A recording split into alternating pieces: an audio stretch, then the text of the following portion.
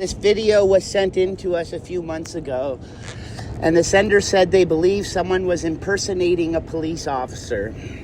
With Nova Scotia's history, we've sent this to police. No further update was ever given, but we will allow you guys to decide what you think on your own.